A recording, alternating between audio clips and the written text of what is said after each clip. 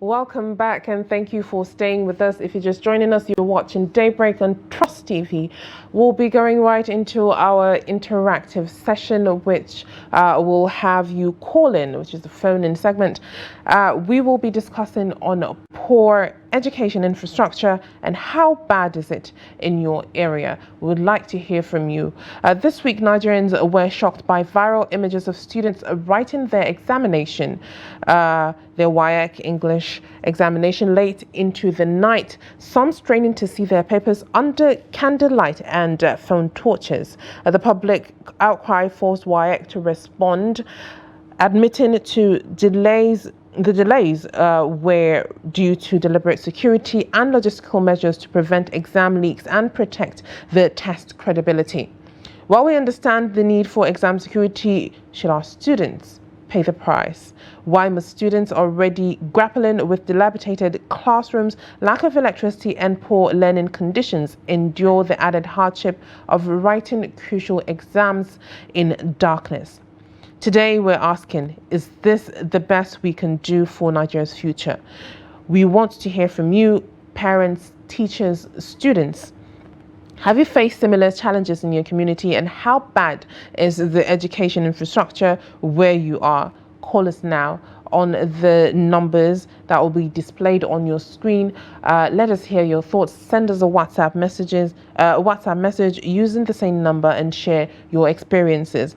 Let's shine a light on the pressing issue and demand better for our children's education, better conditions, better infrastructure, all in all, better education. Just on Wednesday, students in Taraba State were crushed by the roof of their classroom while writing their examinations, and that is a very sad case whereby a student cannot get their education, write their examination in a safe and conducive environment. That is very, very sad. And in the case of having to write their examinations in darkness, in pitch dark, that is sad as well, where they don't have electricity to be able, even if the papers arrived late, they don't have electricity for them to be able to write their examinations. It's understandable that there might be conditions whereby the papers, as Wyek said, due to security as well as logistical measures to prevent examination leaks, which is proliferant in our educational system due to the fact that there are lots of examination malpractice. That's understandable, but then at the end of the day, we need safe environments for our students to learn, to study, and then to do the examinations as well. We have our first caller. We have Ade from London. Good morning, Ade. Good morning. How are you, my sister? I'm doing fine and well. How are you doing this morning? I'm cool, very cool. I have one observation anyway. All right, go ahead. Yesterday was Democracy Day in Nigeria. Yes. And Trust TV did not give us opportunity to call in. That's the most important day. So they invite their guests in. Abdullah interviewed them. Very good guy, a journalist. I love it. But you have allowed us to call in and contribute our quota. But you ignore all of us, the caller. So I'm not happy about it. I believe there was a segment that was specifically for phone-ins. An opportunity was given for callers to call in and give their thoughts as well. I waited in the morning for that interview until they bring out all their guests before I left. So no, they didn't invite us to call. Anyway, that's gone now. Well, later on. All right, go ahead. And regarding the education of the infrastructure. Yeah, when I heard about the news, it's very sad, because this is our future of tomorrow. We're handing over the country to them. As we are treating them like this. You see, what I observe in Nigeria is that when the people do anything wrong like this, no punishment for it. That's why they get away with it. Look at the jam man. He should have resigned. He didn't resign. Why now? The next one will be NECO. Treating this children like this in the night, where a country where there is no security, where they kidnap people anyhow, do anything, and nothing happens. It is a shame to the government, because the government is in charge of Why? I don't know why they should punish all these children like this, and their parents standing there with them. What of those who have single parents? What of orphans? So it's not a good image for my country at all. I feel bad about this because these children are our future of tomorrow. So I think something must be done about this WAEC. Whoever is in charge of WAEC, whoever is in charge should resign. That's my own view about it, you know. But all the way, God bless Nigeria. Thank you, my sister. All right, thank you very much, Ade, for your contribution, for your thoughts and your opinion. With our education system, I believe there needs to be a total overhaul where everything has to be looked at, everything has to be reanalyzed, and let us go back to the drawing board when it comes to the infrastructure, our classrooms, the environment in itself where the students go to learn. That needs to be looked at. When it comes to security wise, with the rising insecurity in the country as well, our schools need to be secure so that the students as well can feel comfortable while learning. Aside from that, the curriculum as well needs to be looked at, whereby proper and good education needs to be given to the students. The teachers have to be looked at as well, make sure they're qualified in order for them to disseminate, you know, the education and the information that they need to do to the children.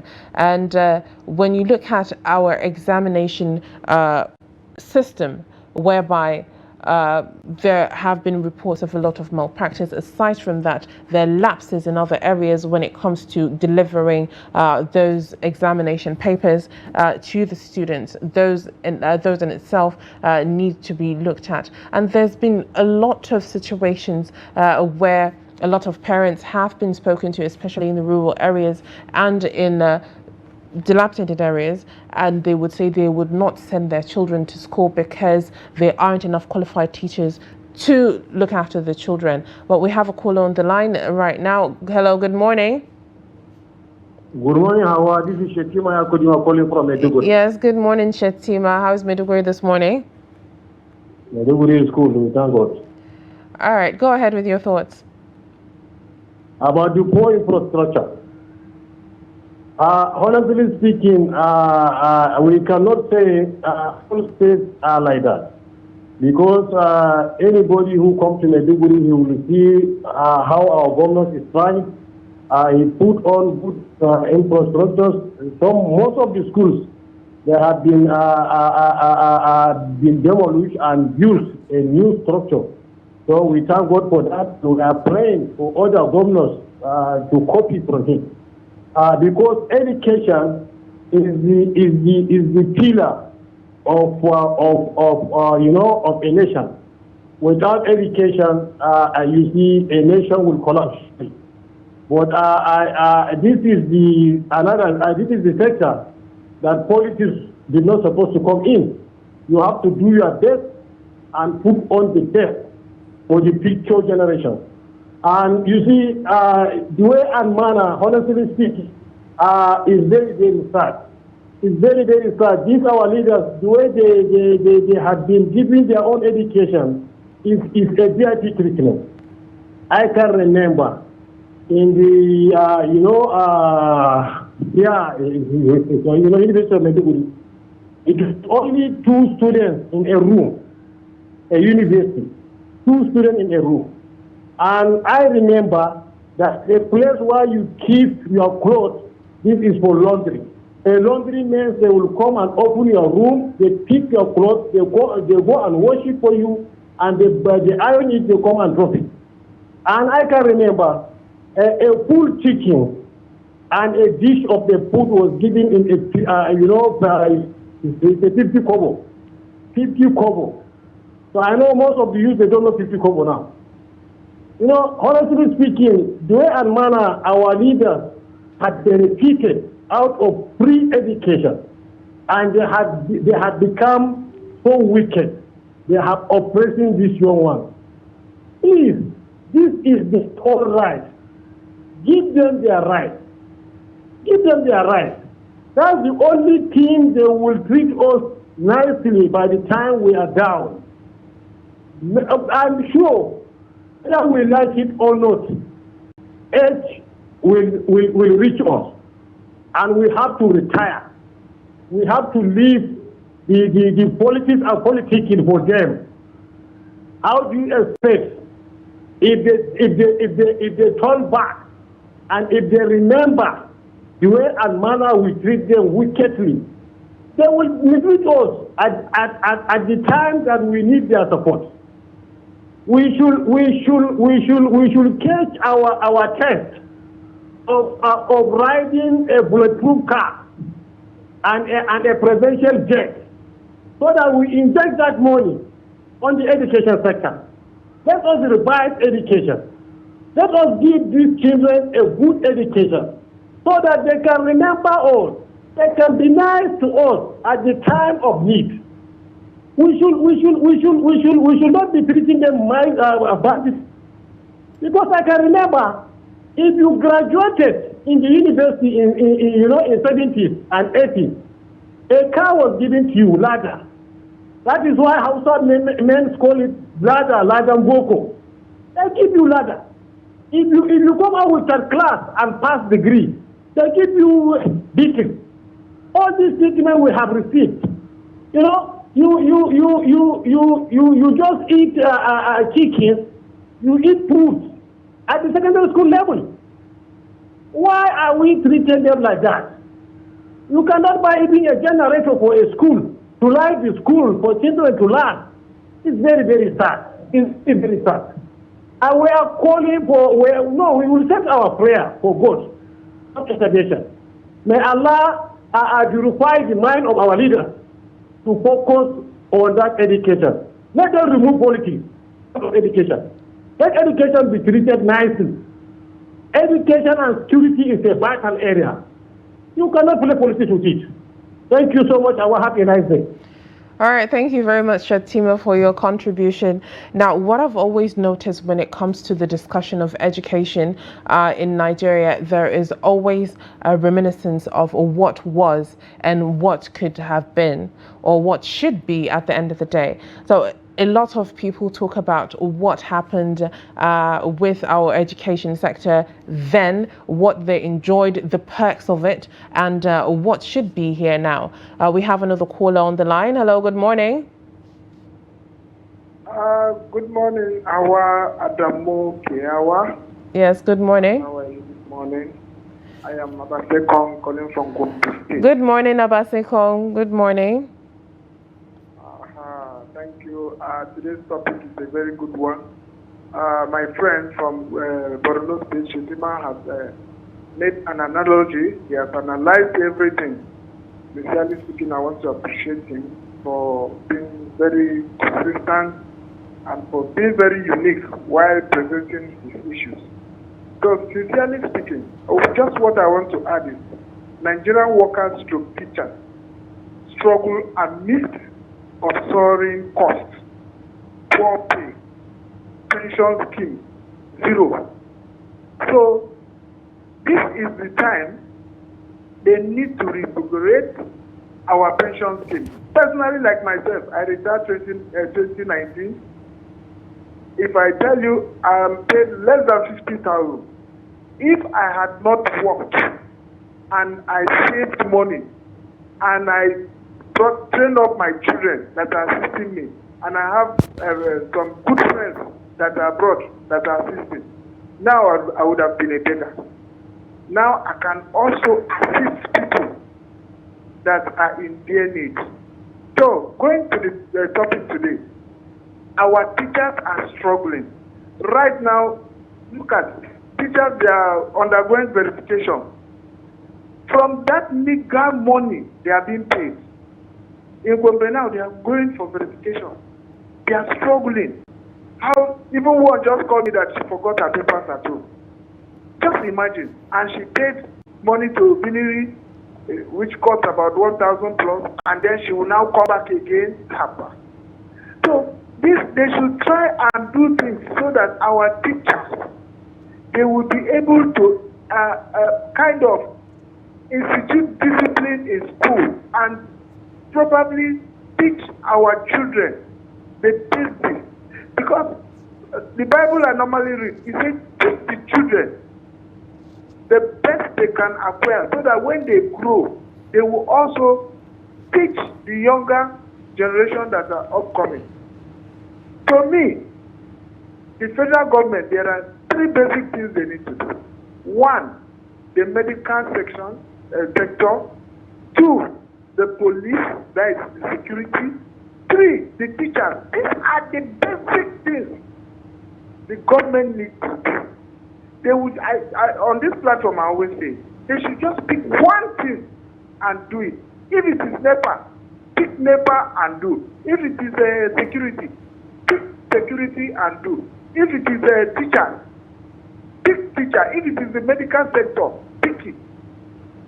But I want to sincerely appreciate the governor of Gombe State, Alhaji Inuwa Yahya Damaji. He has been very up and doing, a very pragmatic, very wonderful, a very good man. He was in 9 hours of recent infrastructure. He's just bulldozing ferries and then putting infrastructure. I'm not from Gombe, I'm from a tribal state. But I see what this man is trying to do. The future will continue to applaud him. Imagine Okadas, when Okadas are riding, they are praising him.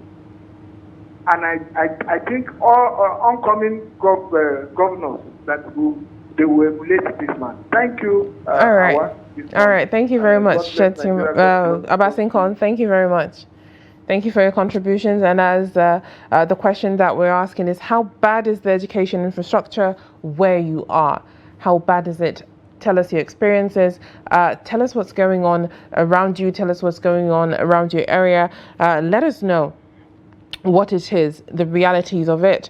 Call us on the numbers displayed on your screen. Let us hear your thoughts. Let us hear your opinions. Contribute. Let us hear from you. And as earlier mentioned,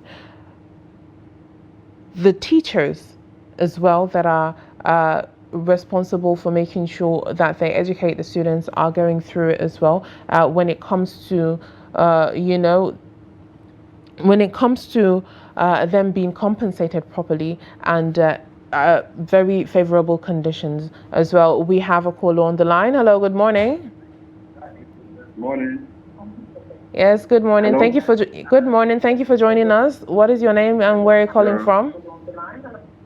I'm Emmanuel. I'm calling from the. All right. Can you do us a favor and turn down the volume of your television set so that we can hear you clearly? Hello?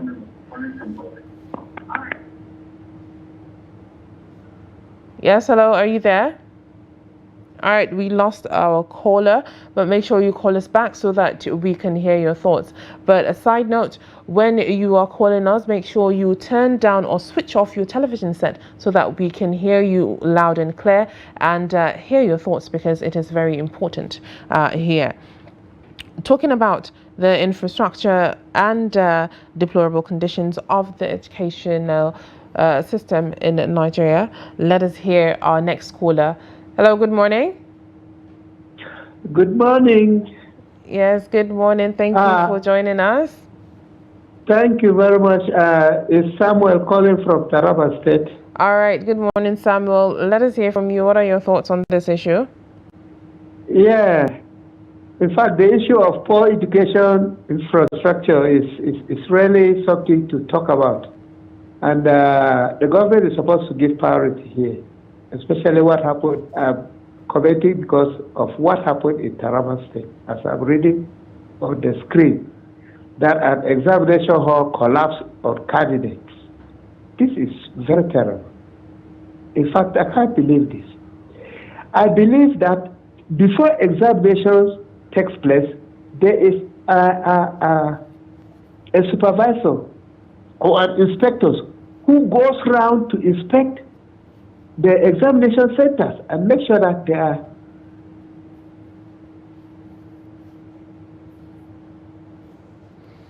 Are you there?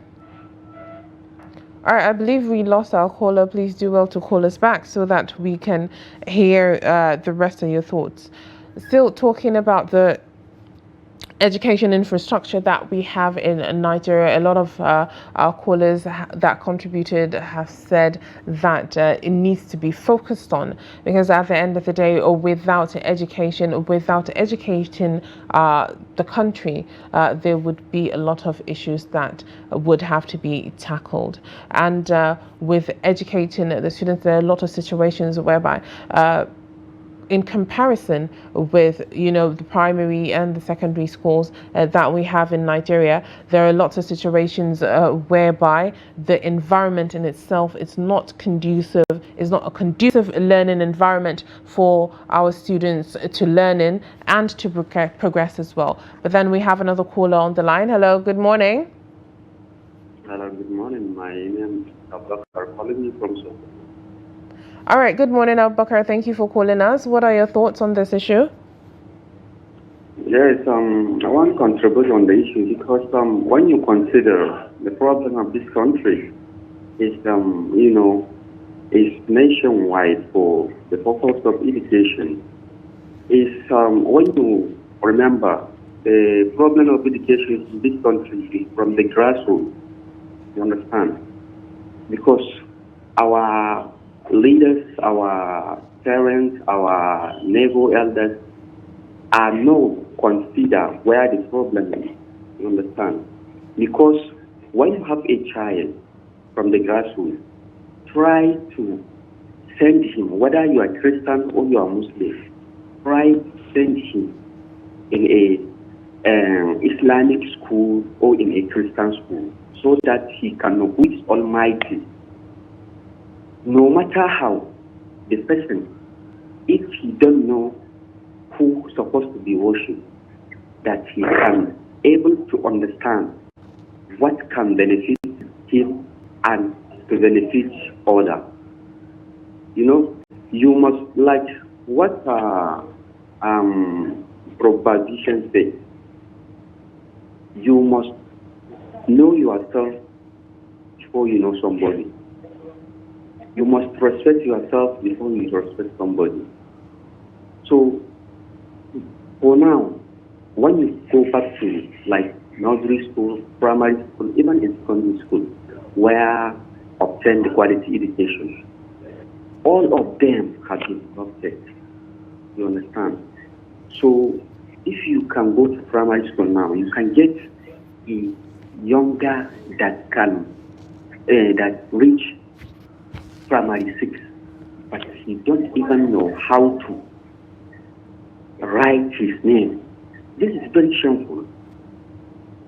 When you also go to secondary school, just a little sentence for a student to create it, you don't even know.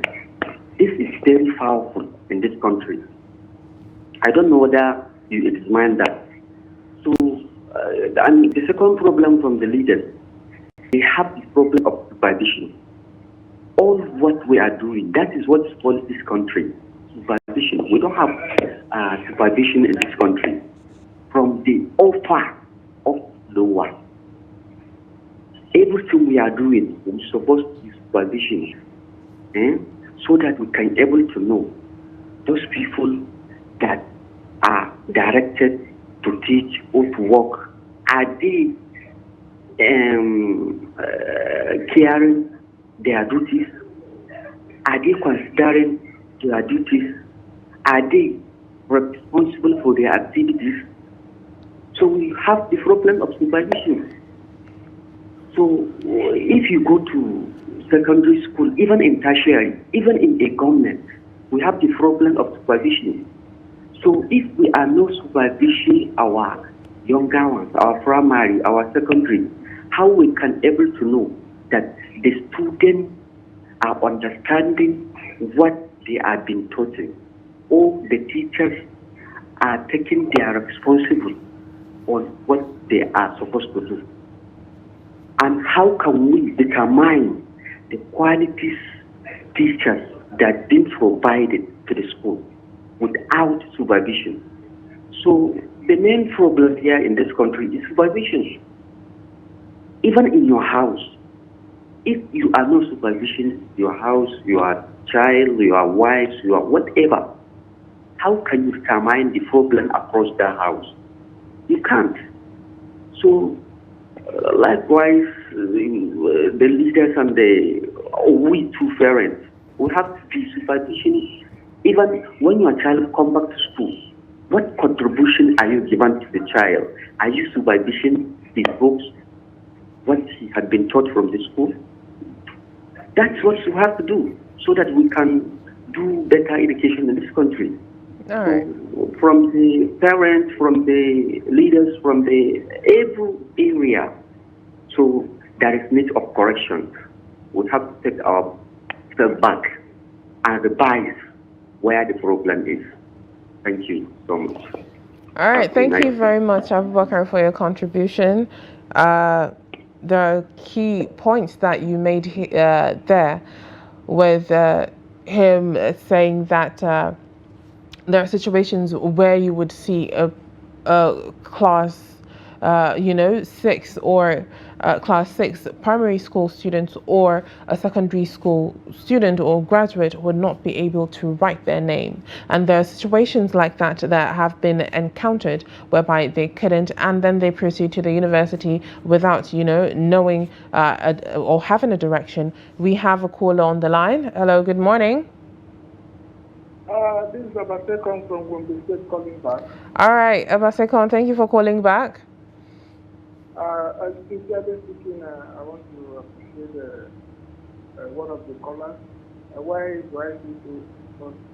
Because although network not allowing to make the conclusion of the story.